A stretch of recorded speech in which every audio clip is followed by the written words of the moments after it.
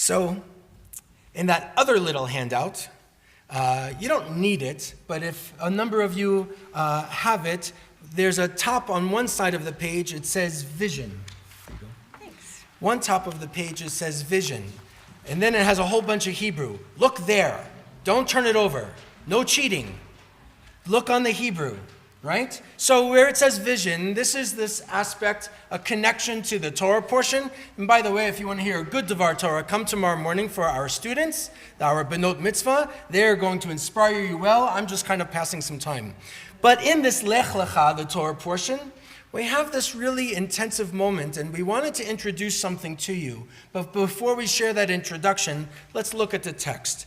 Right? And I printed it out for you. It says, Vayomer Adonai el Avram. We know this guy, Abraham. But before he's an Abraham, he's an Avram, Abram. His name is changed a little bit later. And Avram, it says, God says to Avram, Lech Lecha. And usually the translations are going to say, go from or go forth. And again, the text says, go from your land and from your birthplace and from your father's house. We talked about this recently, like, Rosh Hashanah, where you have this big area of land to your birthplace, to your father's house. Shows how difficult making a journey is.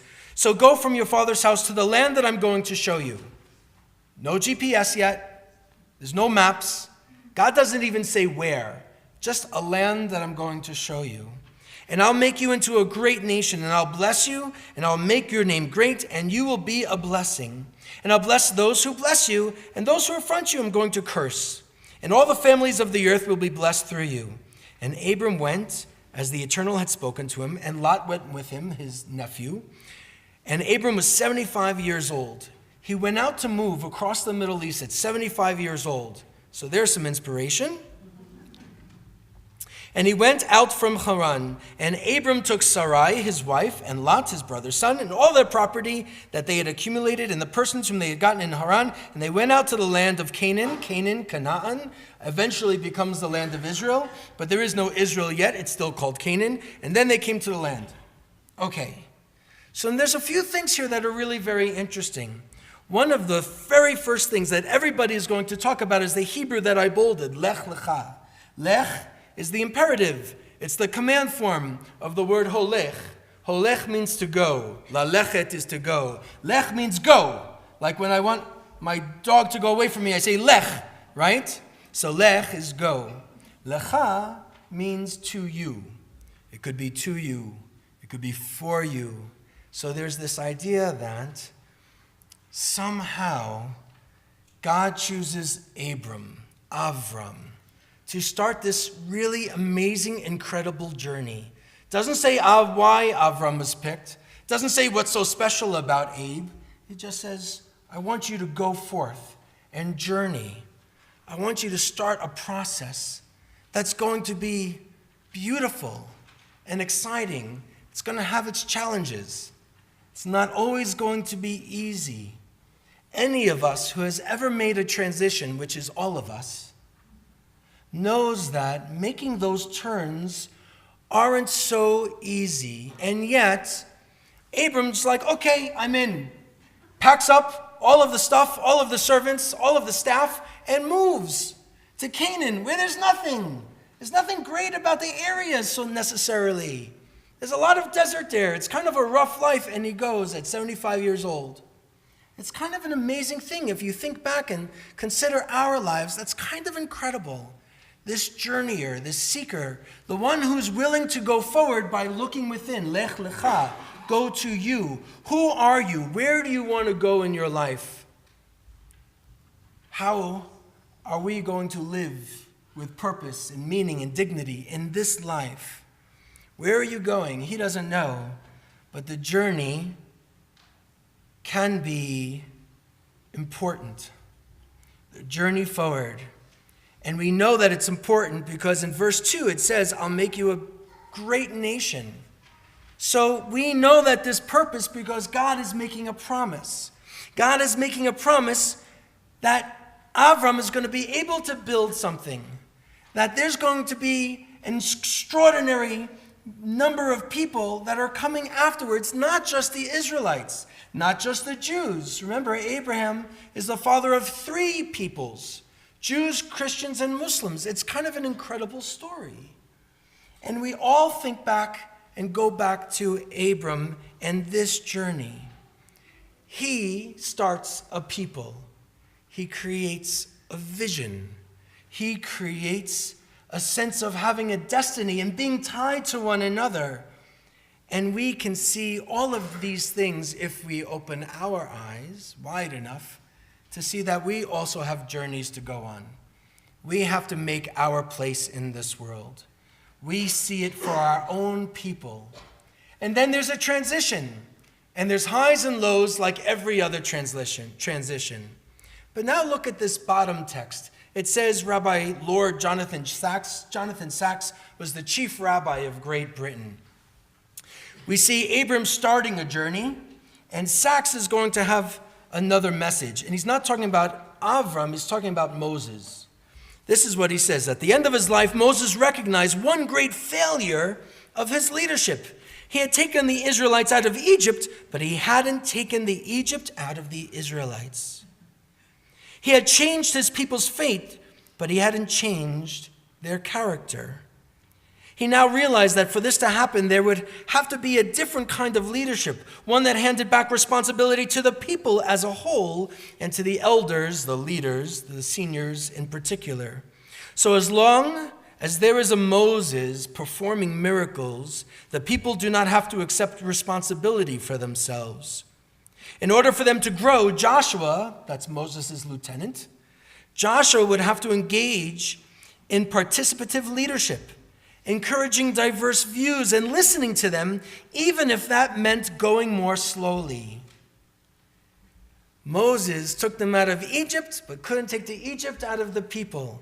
And at a certain point, the folks needed to take responsibility themselves. And so Moses, the one who's bringing water out of rocks and helping God and supporting God to see a sea split, no more. Now we have to roll up our sleeves and kind of get to work. This is an incredible message about journeys and vision and hope. Why am I sharing this tonight? It's a good message. We need it. We always need it. But there's something else I want to show you. Now you can turn the page. For the past past year or so, there's different folks in our leadership who have been talking about our vision. We've had folks who built this place, laying the bricks in the social hall over there when that used to be the sanctuary. We've had clergy to guide us and teach us long before I got here. People making a difference in other people's lives. They were going lech lecha and had lots of those moments. And then, similarly, like often we do, we end up a little bit in that desert again and figuring out where do we go from here? How do we get toward a promised land? And then there's new folks that come along and think that they have something to offer. And there has to be a new vision. There has to be new ideas. Look at this text. After a year, and after the original version of being like 14 pages, these 7 points is what our vision is. Now, a vision is where you aspire to. We're not there yet. Look at the very first one. A caring community, a hot meal, a shoulder to lean on, a hearty mazel tov. No one celebrates or suffers alone. That is our vision. We're not there yet. I'm sad to say we're not there yet. But we want to create a place where everybody connects in that way. This is who we want to be over the next few years. This is how we're going to engage our community over the next few years. And then the few years after that. We don't know exactly where we're going and what program is going to be, but we know what we want it to look like, and it's these 7 points. Caring, spiritual center, a place where we all have opportunities to grow, a voice for justice, an open tent. That is how this sanctuary is designed after all. A gathering place and to be part of something bigger than ourselves, a part of a people. This is our vision of who we want to be. We're sharing it with you, and little by little over the course of the year, we're going to be doing more. Because each of these little components, they're holy. Because the Torah is about our lives. It's our stories. You each have a Torah to teach. You each have something sacred to give. Gifts for people around us, those who you know and love, and the strangers in your midst. We all have gifts. If we can figure out how to share these gifts, then this vision can be the reality. But it's going to take a lot of rolling up those sleeves again. And we have lots of people involved, some of our folks who have been here a long time and some who are a little bit newer. We need both. We need both.